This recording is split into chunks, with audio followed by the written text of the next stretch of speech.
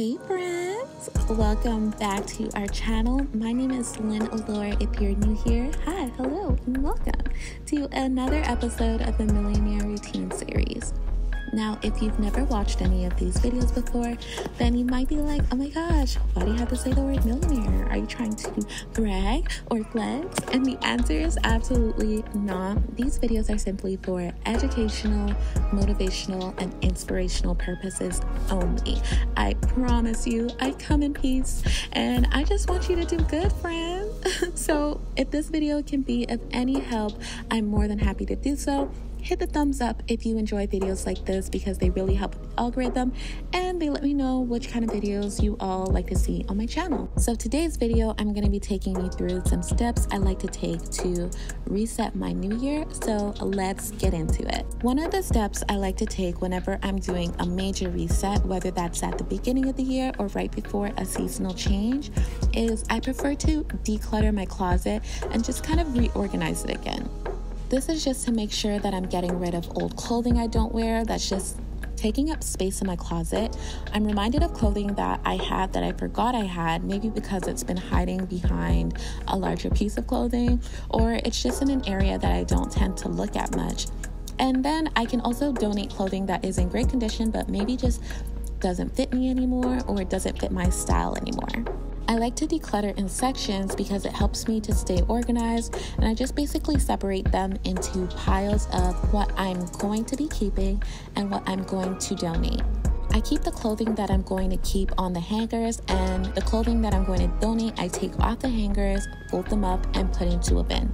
Some other areas that I love to declutter are my bathroom and my kitchen. These are just places that I frequent often, so they tend to get deorganized over time and they need to be decluttered and reorganized. Especially places like your bathroom and your closet, because usually when you're in there, it's probably because you're getting ready to go somewhere or do something. So as soon as you're done with the space, you tend to just head out as opposed to tidying it up and organizing it. So over time, it loses its structure.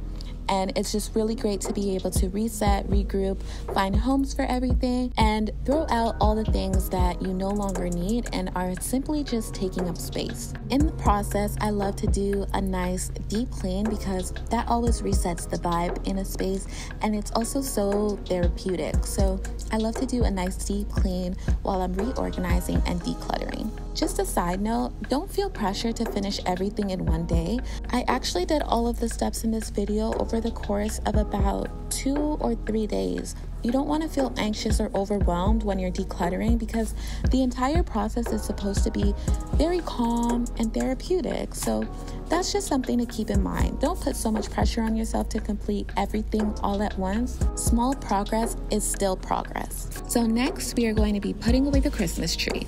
In order for me to feel like I'm starting a brand new year and it's a clean, fresh slate, I can't have constant reminders of the holiday spirit that reminds me of the end of the year just lingering around my home. I want to feel like it's brand new. And although I absolutely love seeing my Christmas tree and it's such a cheerful ornament to have in my home, there is no reason why the Christmas tree should still be up by Valentine's Day. It's gotta go. So I'm going to take off the ornaments, get rid of the rest of the Christmas decor, disassemble the tree, and pack it up in storage until the end of the year. The next thing I'm going to do is work on my action plan for my goals and set out the blueprint. Now, this is huge and super important to do. I need to be able to map out my goals and reaffirm that I'm taking the necessary steps in the right direction and refining the process if necessary. This year is different from years prior because of the times that we're in, and I don't want to plan out too in advance because the year is very unpredictable. So I'm mapping out my action plan on a quarterly basis.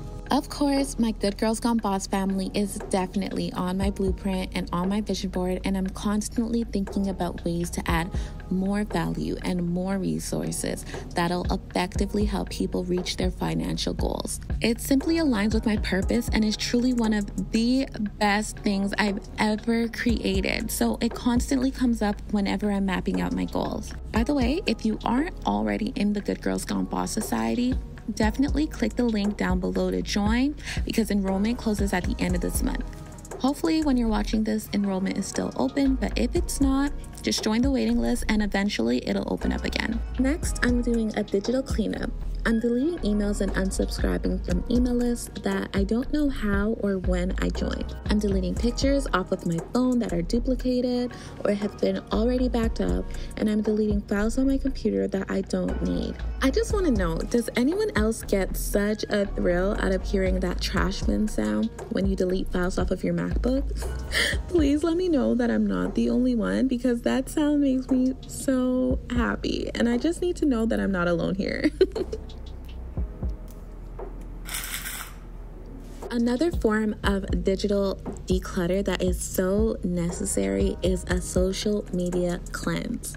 Now, some of my girls inside of the Good Girls Gone Boss Society had mentioned that they were taking a social media break, and I just thought that was so brilliant. But because I work on social media, sometimes it's just not feasible for me. However, what is very feasible, whether or not you work on social media, is to unfollow accounts that make you feel any sort of negative emotion.